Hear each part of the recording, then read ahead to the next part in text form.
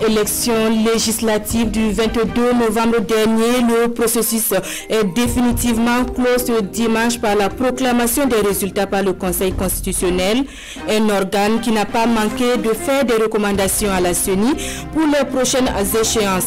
Dans ce journal, vous aurez la réaction du président de la CENI.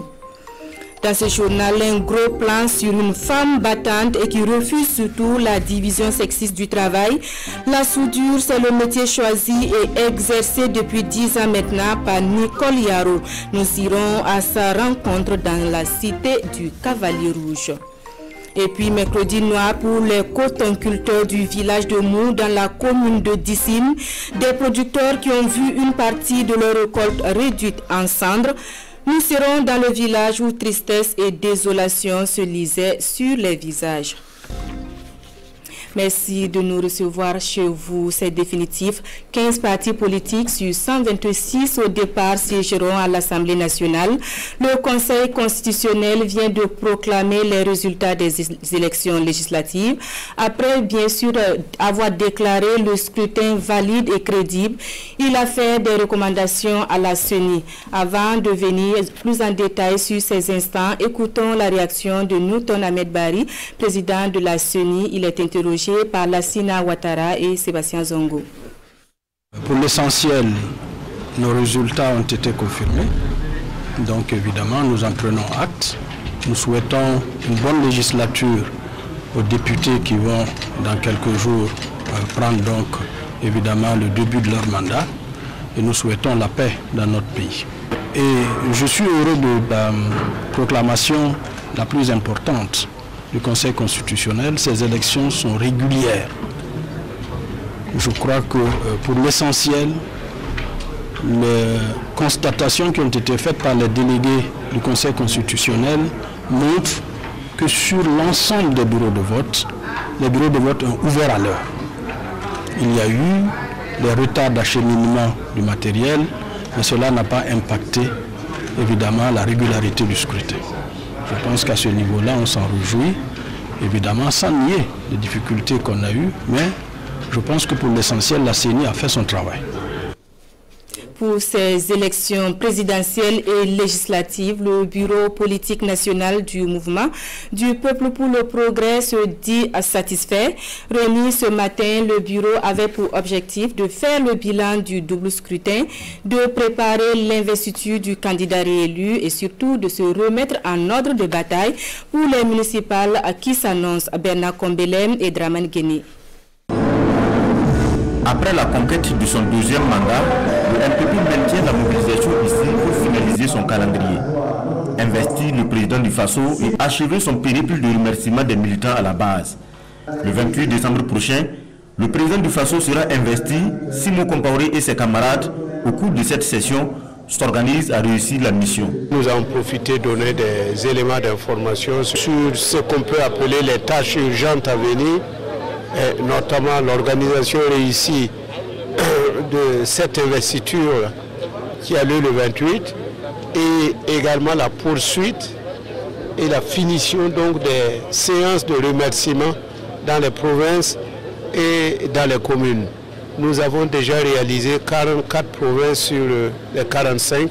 Tous les rapports de la campagne ne sont pas encore centralisés, mais la haute direction du MPP présente à chaud ses félicitations au bureau. Les camarades ont mouillé le maillot, ils ont contribué financièrement, physiquement, qu'ils soient d'ici ou d'ailleurs, et on est très heureux et il était de bon ton que nous les réunissions pour leur dire que le parti est très content, que notre candidat réélu est très content parce que nous restons aujourd'hui maîtres des lieux. À la fin de toutes ces étapes, une deuxième phase de remerciement va s'ouvrir au niveau des communes, puis dans les villages et secteurs. Objectif, mettre tous en ordre de bataille pour les municipales à venir, selon Simon Compaoré. À présent, les résultats de cette étude menée par l'Alliance pour refonder la gouvernance en Afrique, section Burkina, étude consacrée au poids de l'argent dans le processus électoral, du choix des candidats à la gestion des mandats électifs en passant par la campagne.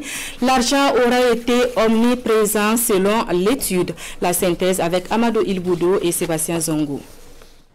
Il ressort de cette étude que électeurs et candidats se sont livrés à un jeu marchand dans lequel, dans la plupart des cas, les premiers ont exigé de l'argent contre leur voix, des voix acquises par les candidats les plus généreux. Le poids de l'argent s'est fait aussi sentir par la distribution de présents, vivres, t-shirts et autres gadgets, mais aussi dans l'utilisation d'artistes de renom pour mobiliser des foules. Il y a cette innovation, je ne sais pas si je dois l'appeler ainsi, qui consiste effectivement pour les jeunes à créer une sorte d'expertise qui leur permet, eux, de monnayer de la mobilisation. C'est-à-dire, quel que soit le parti qui vient, et vous payez le prix qu'il faut en fonction de votre enveloppe, il mobilise du monde. Tous les partis ont distribué de l'argent, reléguant ainsi le discours politique au second plan, une menace pour la démocratie, selon l'Alliance pour refonder la gouvernance en Afrique. Ça crée ce qu'on pourrait appeler aussi une corruption électorale à grande échelle, parce que si on peut distribuer l'argent pour amener les gens à voter, il va de soi effectivement qu'on crée les conditions où ce n'est plus l'intégrité du scrutin est remise en cause, parce que les gens auraient été motivés par les gains qu'ils ont obtenus que par l'offre du politique. Cette étude est réalisée avec le soutien technique et financier de l'Institut néerlandais pour la démocratie multipartite. Les résultats sont issus d'observations de la campagne électorale 2020 associée à une enquête sur un échantillon de 358 personnes dans une quinzaine de communes de 5 régions du Burkina Faso. Pour le double scrutin de novembre dernier, ils ont été des acteurs clés et ont surtout fait preuve de professionnalisme selon le Conseil supérieur de la communication. Vous l'aurez compris, nous parlons des hommes et femmes de médias. Et le CSC leur a donc rendu hommage pour le travail abattu. C'est Lassina Ouattara et Maxime Zongo. Au four et au moulin, dans les studios, sur le terrain, les hommes et les femmes des médias auront joué un rôle déterminant lors du double scrutin de novembre dernier. Un travail apprécié par la classe politique dans son ensemble, mais aussi par les observateurs nationaux et internationaux. Ce travail magnifique que tout le monde a apprécié, je crois que c'est la première fois qu'aucun candidat n'a eu à se plaindre, ni des journalistes, ni du Conseil supérieur de la communication. Si nous avons tenu à vous dire merci, je crois que c'est parce que nous voulons pour demain aussi. Et nous souhaitons que pour les prochaines missions, qui naturellement pointent déjà à l'horizon, à savoir les élections municipales, nous allons vous inviter encore à rester disponibles pour accompagner l'institution. Également félicité au cours de cette cérémonie par le CSC, les partenaires techniques et financiers avec en première ligne le PNUD. Tous ceux qui ont financé la stratégie globale élaborée et exécutée avec succès. La situation de la pandémie du Covid-19 au Burkina avant de poursuivre ce journal. À la date du 18 décembre et sur 1272 échantillons analysés, l'on dénombrait 122 nouveaux cas, tous à transmission communautaire.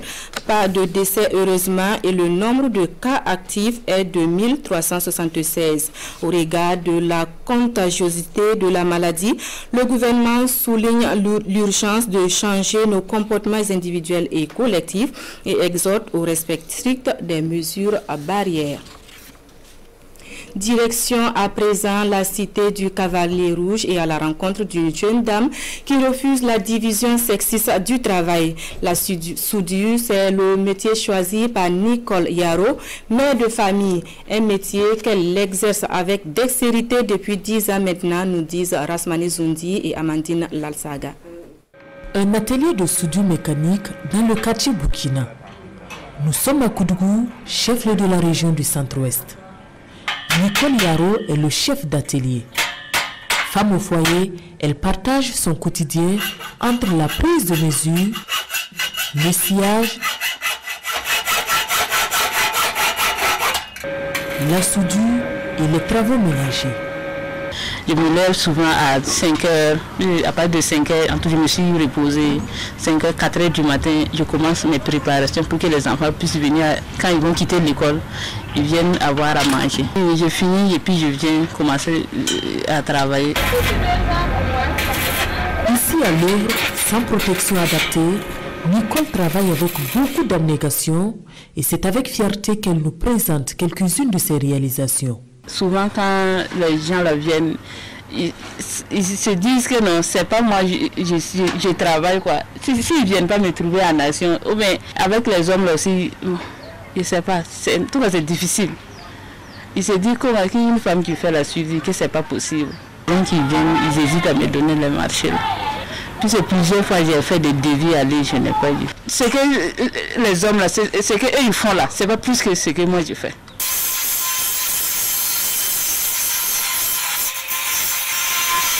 Mais cela n'entame rien à la détermination et à la volonté de réussir dans la soudure pour cette jeune dame mère de 4 enfants. Une fois même, j'ai travaillé toute la nuit. J'ai travaillé jusqu'au petit matin, jusqu'à 5 heures du matin, avant de rentrer, avec le soutien de mon mari et puis de mes frères. Un don de soi qui fait la fierté de son époux, lui qui est toujours en quête d'emploi. Je suis fier d'elle. Je suis fier d'elle. Quand il la voit, moi, je suis content. Il la voit travailler là, comme ça, là, je suis content. Il n'y a pas de femme ici qui fait ça. Ouais. Il n'y a pas de femme qui fait ça. Et quand tu parles à une femme, ouais, elle sourit. Il a gâté mes yeux. Mais elle fait ça. Et j'encourage les autres femmes d'avoir le courage de le faire. L'aventure pour Madame Yaro dans la soudure mécanique commence à l'âge de 18 ans. Très tôt, orpheline de père, elle connaît une scolarité difficile, ce qui l'amène à apprendre le métier aux côtés de son frère aîné. Quand les gens me voyaient, souvent même, ils me disent que je ressemble trop à un garçon. Donc, bon, par ça, avec mon frère, il dit que non, que j'ai corpulence pour faire la soudure. Donc, il m'a encouragé que si je peux faire la soudure, c'est un métier. Au cas où à l'école ça ne va pas, je peux m'en sortir avec ça. Du courage, il en faut pour affronter ce métier qui exige aussi d'autres qualités, notamment athlétiques. Son ambition, agrandir dans les années à venir son entreprise, tout en se mettant au diapason de l'évolution des choses dans ce domaine, et cela en dépit des préjugés. La vie associative, l'élevage et la gestion d'entreprises sont les domaines dans lesquels 45 femmes viennent d'achever une formation intensive de 2 semaines. Des femmes retirées de la rue dans le cadre de l'opération de retrait des femmes et des enfants de la rue. Une opération qui aura permis à ce jour de retirer 206 femmes dans les villes de Ouagadougou et Bobo-Dioulasso. La cérémonie de fin de formation avec Roger Kam et Oumou Sissi.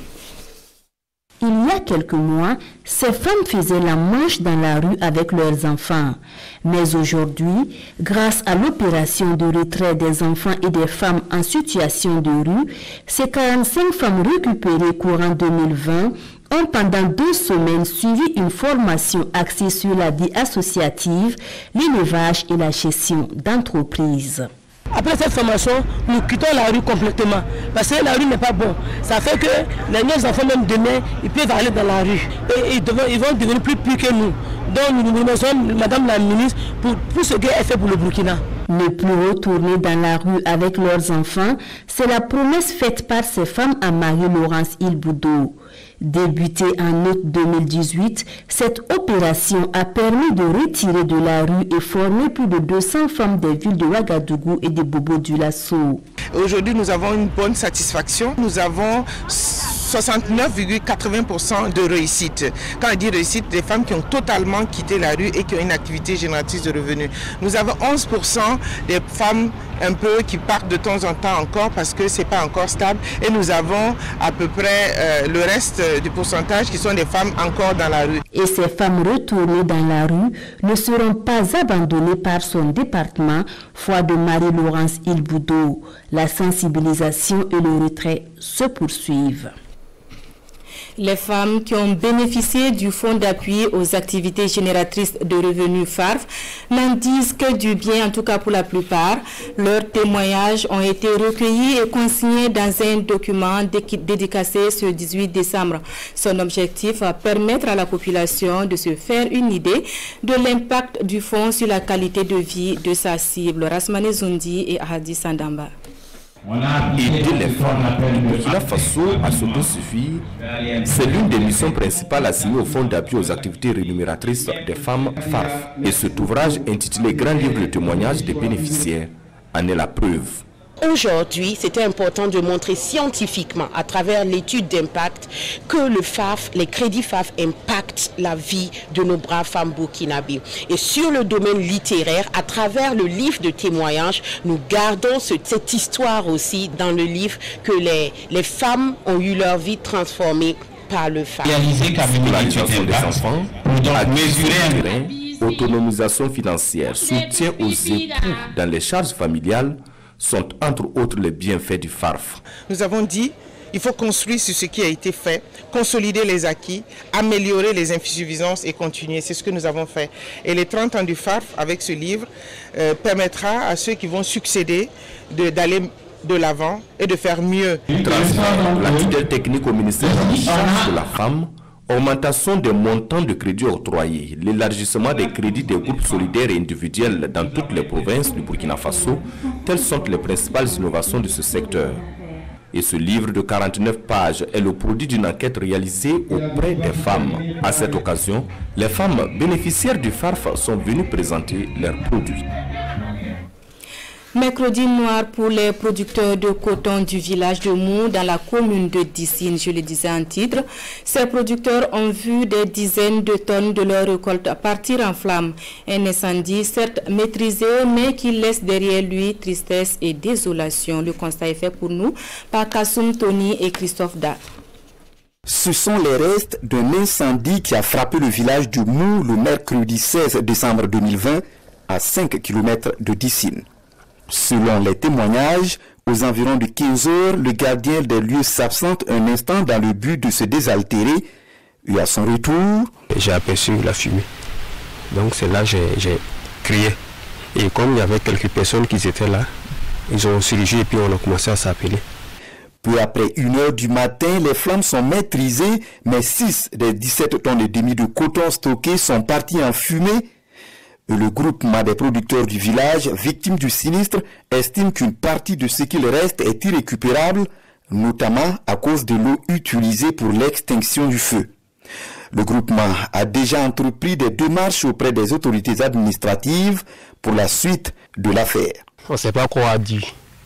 On est là, le problème là, ça y est, avec chef de région. Et puis nous aussi, on a assuré. Voilà, on attend assurance maintenant. Je pense que le problème actuellement est un peu cerné, puisque les producteurs ont déjà fait savoir qu'il y a l'assurance qui doit venir voir pour essayer de prendre en charge ce qui s'est passé.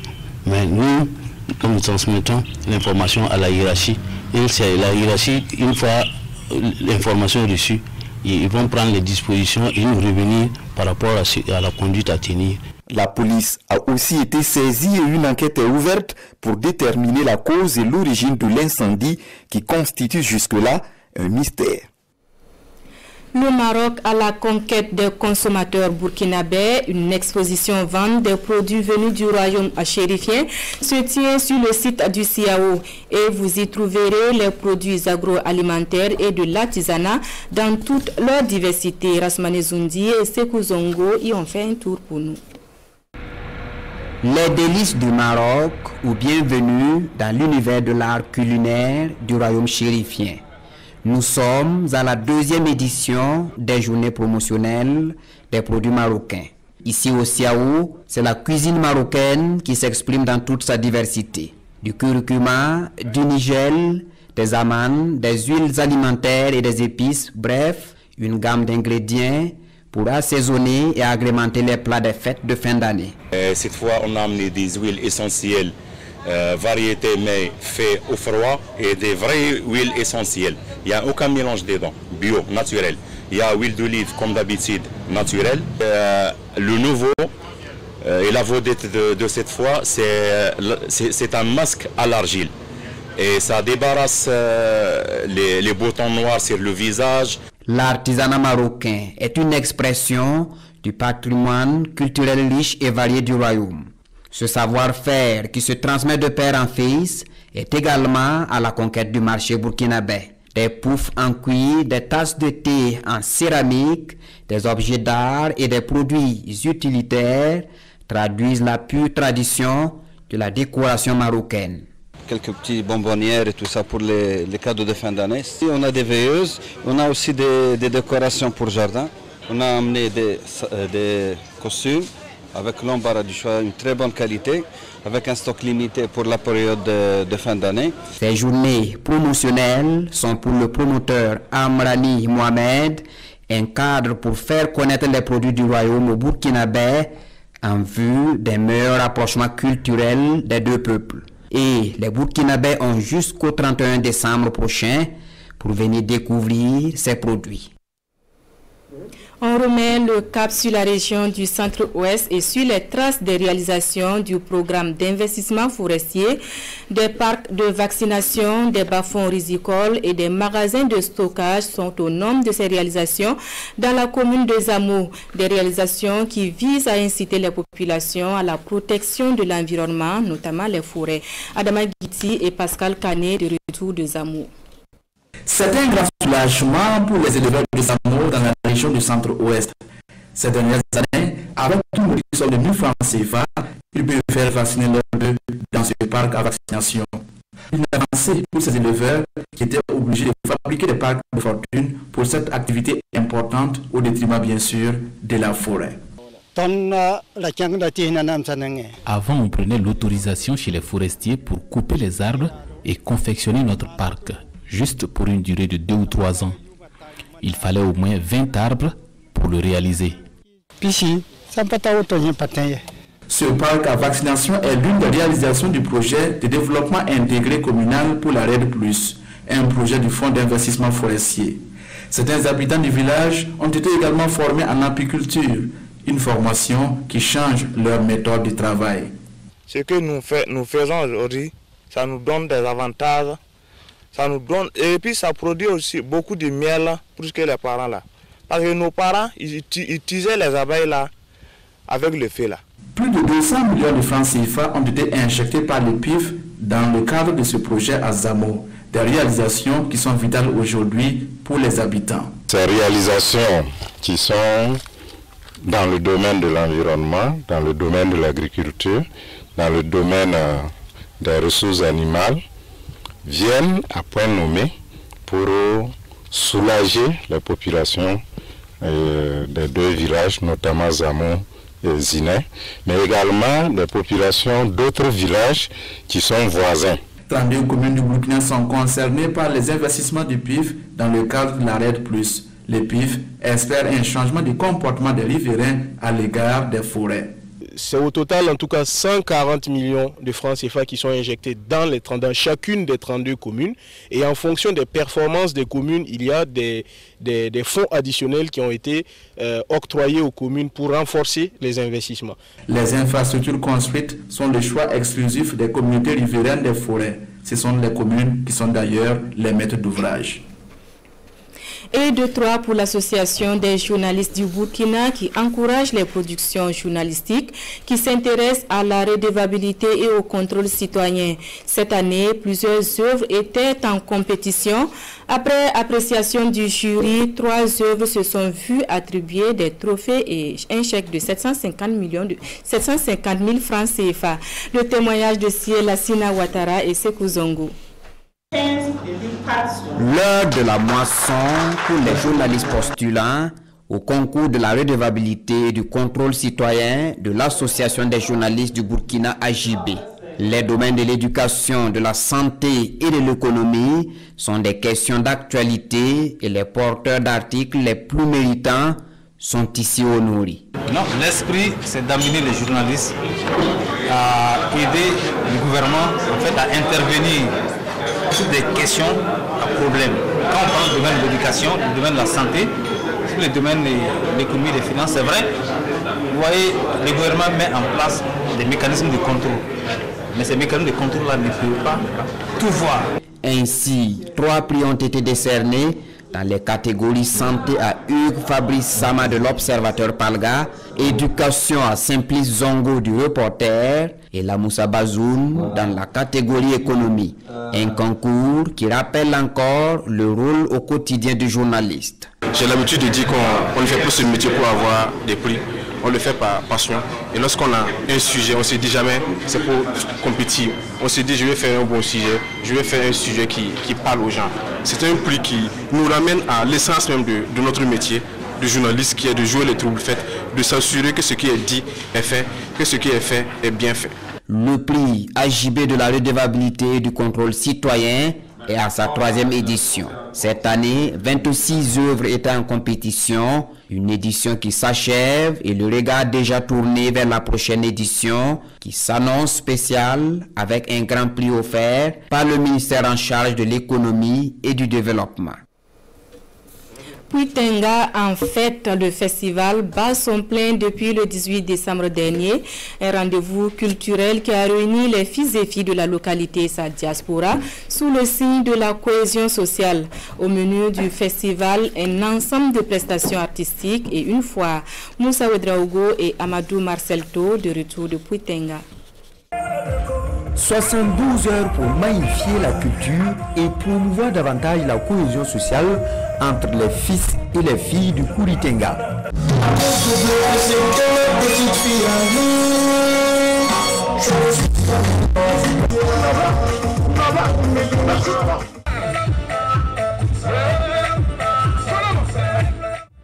Le projet prend tout son sens à ce festival dénommé Puitenga en fête. Une initiative de l'artiste musicien Sofiane Kanazoué, dit Sofiano. Puitenga, c'est une ville commerciale, mais il manquait quelque chose, il manquait ce petit truc. Ce petit truc, c'est la culture, le petit truc, c'est un événement qui peut regrouper toute la jeunesse. Le défi, il fallait le relever, il fallait que ce festival soit né, il fallait que cette première édition soit installée. Et c'est ainsi qu'avec corps et âme, on s'est réunis et on a dit, allons-y, on n'a qu'à le faire. Faisons-le, pas pour nous, mais pour Puitenga. Prestations d'artistes, mais également des moments de retrouvailles pour les ressortissants et amis du Kouritenga. Toutes choses qui visent à terme le développement de la localité. Je félicite Sofiano et tous ceux qui ont œuvré pour que ce festival soit une réalité. Il a toutes mes bénédictions. La culture donc a cette vertu-là donc de fédérer tout le monde. C'est un puissant ambassadeur. Et je pense que c'est très important donc qu'ensemble nous puissions nous donner la main pour faire de telle sorte que notre culture puisse rayonner. Si nous, en tant que fils, nous ne magnifions pas notre culture, je ne vois pas qui va le faire. Pour cette première édition du festival Puitenga en fête, une quinzaine d'artistes musiciens vont se produire pour le plaisir de la jeunesse. Une jeunesse qui a désormais comme modèle le ministre Bachir Ismaël Ouedraogo. Fin de cette édition. Merci à vous qui avez été des nôtres durant cette semaine. Une autre équipe vous retrouve demain. À bientôt.